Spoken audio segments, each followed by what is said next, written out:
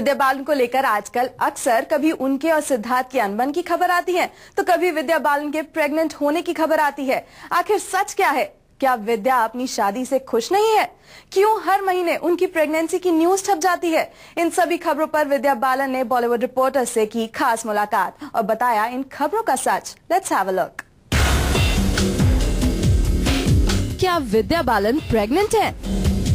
क्या विद्या बालन और उनके पति सिद्धार्थ रॉय कपूर के बीच में अनबन चल रही है?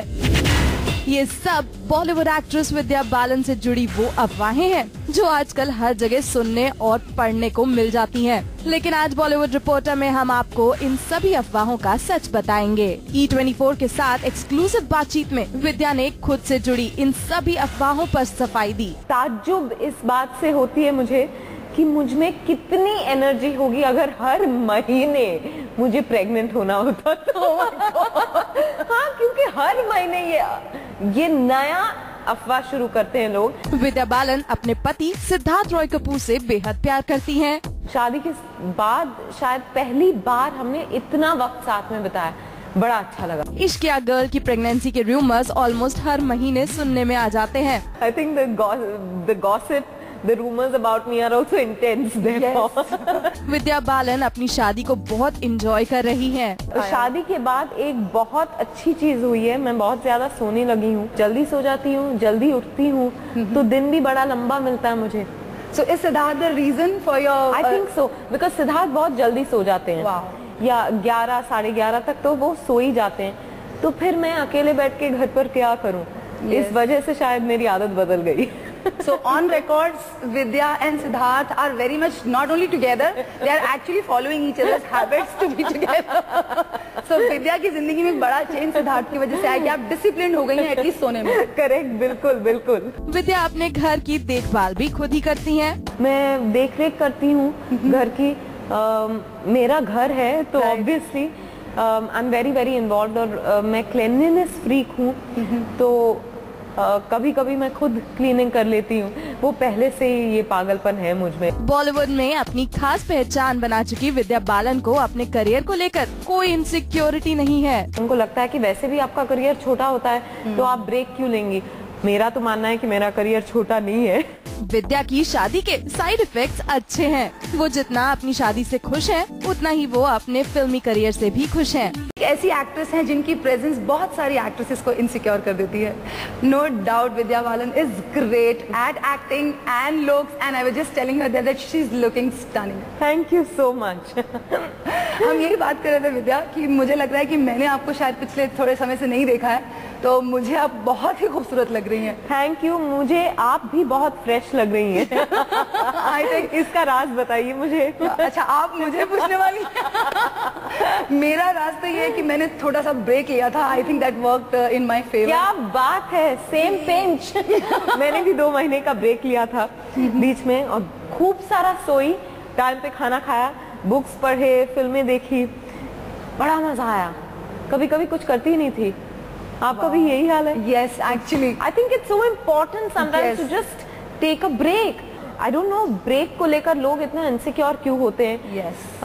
Especially मेरे ख्याल से जब एक्ट्रेस की बात होती है तो लोगों को लगता है कि वैसे भी आपका करियर छोटा होता है तो आप ब्रेक क्यों लेंगी। मेरा तो मानना है कि मेरा करियर छोटा नहीं है।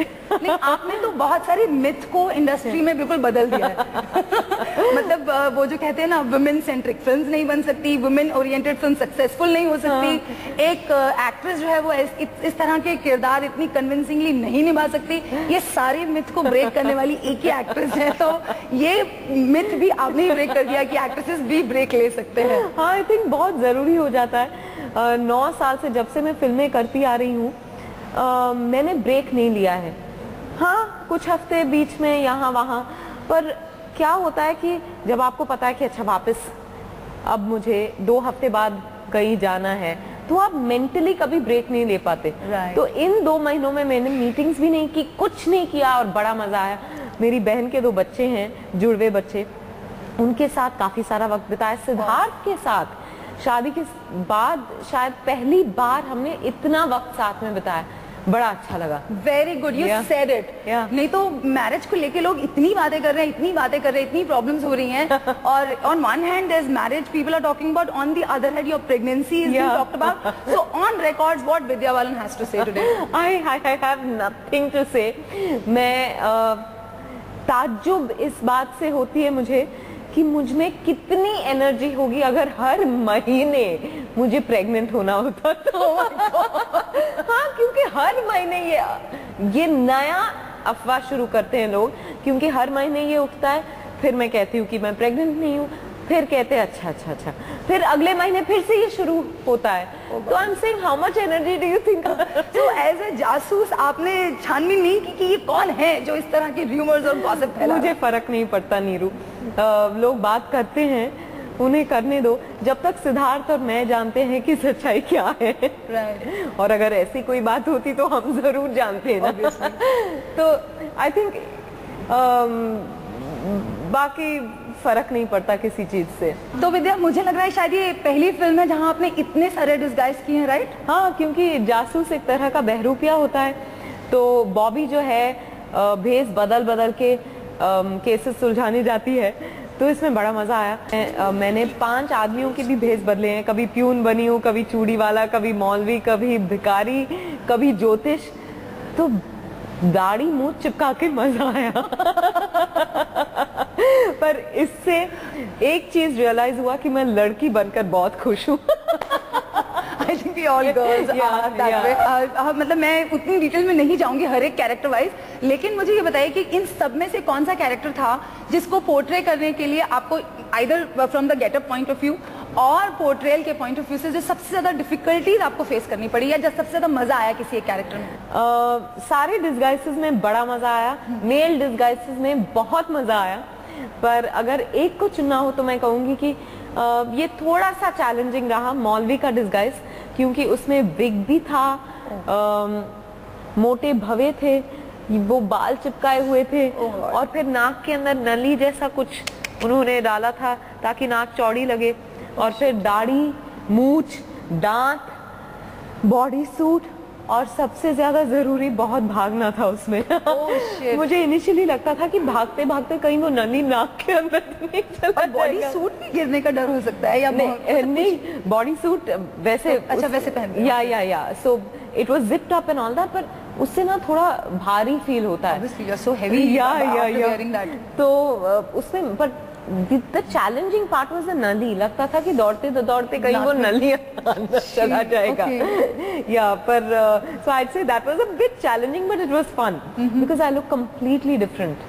Yeah, I can see that those pictures, like it's not you. Yeah, absolutely. It's looking that disguise, that character. और पता है एक ज्योतिष का डिस्गाइज है जिसमें जब मैंने अपने आप को आईने में देखा तो मैं हंस पड़ी, बहुत ही फनी लग रही थी। गंदे दांत लगाए थे मैंने और चश्मा लगा हुआ था और एक आधा गंजा विग।